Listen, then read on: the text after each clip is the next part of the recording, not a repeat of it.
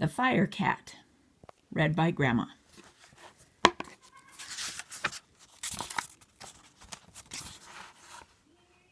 Pickles was a young cat. His paws were big, and he wished to do big things with him. But where could Pickles find anything big to do? Pickles lived in a barrel. The barrel was all that he had for a home. Pickles' barrel was in an old yard where there was nothing big to do. So what was Pickles to do? He ran after little cats. He ran after every little cat that came into the yard, and he chased the little cat out of the yard. This was a bad, bad thing, but it was all that Pickles could find to do. Next to Pickles' yard was a house. In the house lived many cats who called out to Pickles, "You are bad. You cannot be our friend." But Pickles did have a friend in the house. His friend was Mrs. Goodkind.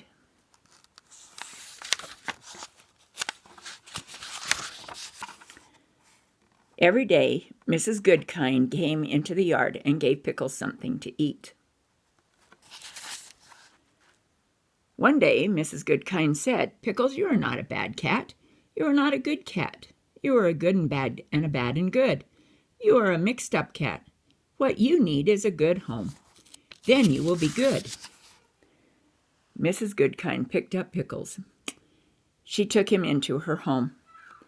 In Mrs. Goodkind's home, there was a pretty chair for Pickles to sit on. There were toys for him to play with. But Pickles did not want to sit on a pretty chair. He did not want to play with toys. So he ran back to his barrel in the yard, and he began to chase the little cats again.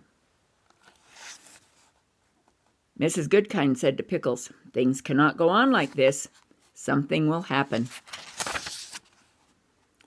The next day, Pickles chased a little cat up an old tree. He climbed up after her.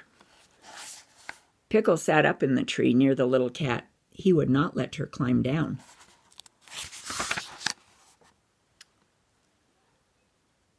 After a time, the wind began to blow. It blew and blew and blew, and the rain came down hard. It came down harder and harder. At last, Pickles let the little cat climb down and go home. Pickles wanted to climb down too. He wanted to get back into his barrel, but he could not climb down. Sometimes this happens to a cat, and it happened to Pickles. Mrs. Goodkind ran to the tree. "Pickles," she called, "please try to climb down." But Pickles could not climb down. Mrs. Goodkind ran into her house. Pickles could see her by the window. She was talking on the telephone. Then she called out to Pickles, "The firemen are coming." A fire truck came up the street and stopped at Pickles' yard. 3 firemen jumped down. Mrs. Goodkind came out of her house. She ran to the firemen and pointed to Pickles.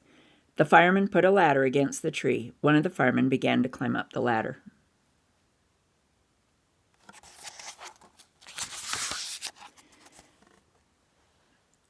The fireman climbed to the top of the ladder.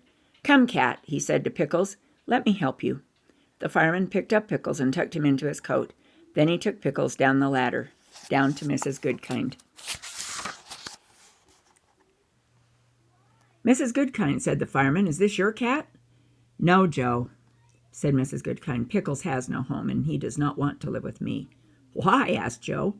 Mrs. Goodkind answered, "My home is too little for Pickles. Pickles is a cat who wishes to do big things, and someday he will do them. Look at his paws." Pickles put out a paw for Joe to see. "My goodness," said Pickles, said Joe, "what big paws you have." Pickles looked at Joe and said the only word he could say, "Meow." And Joe could see that Pickles wanted something very much. Joe gave Pickles a pat. "Pickles," he said, "I will take you to our firehouse. Maybe our chief will let you stay."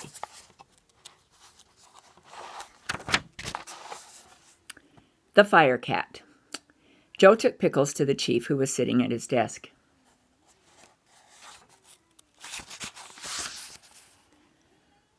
"Oh," said the chief, "I know this young cat. He's the one who chases little cats." "How do you know?" asked Joe. The chief answered, "A fire chief knows many things." Just then the telephone began to ring.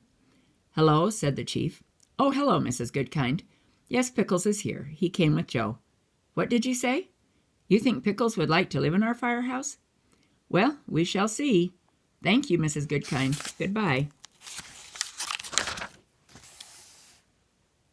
The chief looked at Pickles and said, "Mrs. Goodkind says you're not a bad cat, and Joe likes you. I will let you live here if you will learn to be a good firehouse cat." Pickles walked quietly up the stairs after Joe. Joe and Pickles went into a room where the firemen lived. The men were pleased to have a cat. They wanted to play with Pickles. But suddenly the fire bell rang. All the firemen ran to a big pole and down they went. The pole was the fast way to get to their trucks. Pickles could hear the trucks start up and rush off to the fire. Pickles said to himself, "I must learn to do what the firemen do. I must learn to slide down the pole." He jumped and put his paws around the pole. Down he fell with a bump.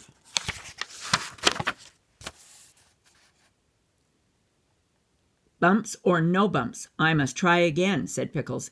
Up the stairs he ran, down the pole he came, and bumped. He tried again, and bumped.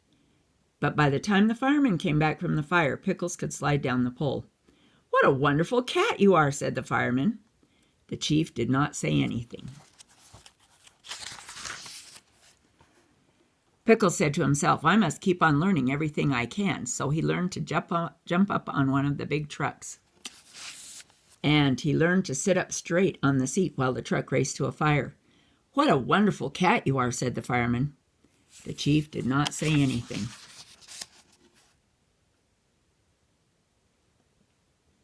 Pickles said to himself, "Now I must learn to help the firemen with their work."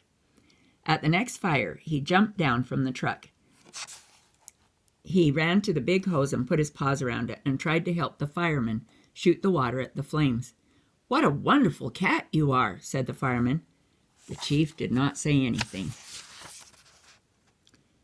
The next day, the chief called all the firemen to his desk. Then he called for Pickles. Pickles did not know what was going to happen. He said to himself, "Maybe the chief does not like the way I work.